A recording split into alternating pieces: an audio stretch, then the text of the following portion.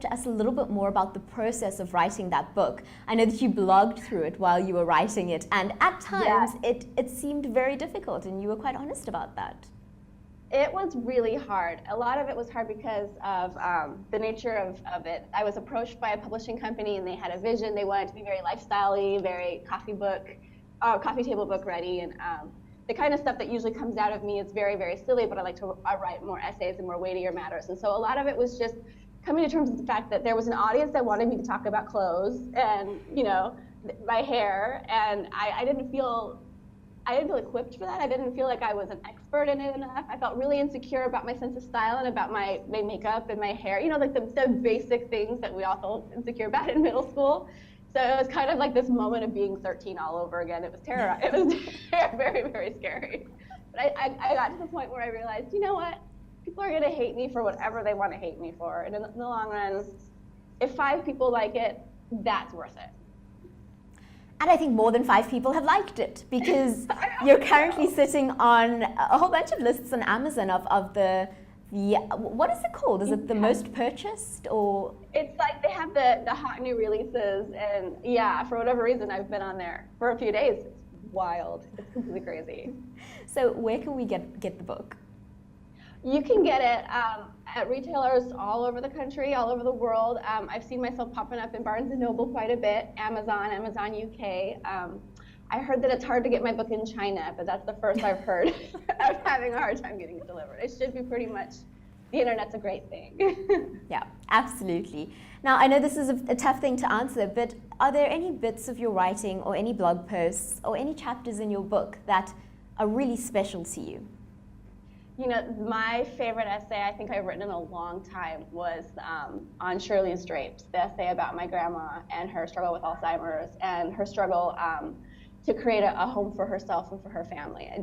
My grandmother was recently diagnosed, and we've lost her really fast. You know, she's there, but she's not there, and being so far from her, I'm across the country, you know, I've only seen her once in the last 3 years while this happened, and so it was almost like having her taken from me. And I was telling a girlfriend of mine who I'm very close with, who's another blogger, that in a weird way, it was almost like being able to write a eulogy a little bit. Like, it was like she was already gone for me, and so having that moment to say goodbye was really, really lovely. Natalie, I want you to chat a little bit more about your personal life, if you don't mind. You blog a lot about your son, Huck, and yes. I was kind of hoping to say hello to him, but he's running around here somewhere. So could you possibly take us through your thought processes when you're writing about Huck? It must be tricky to try and allow him to have his own sense of who he is, and at the same time want to document his life for him in the form of your blog. I think this is something that many of our moms on our channel speak to us about quite often.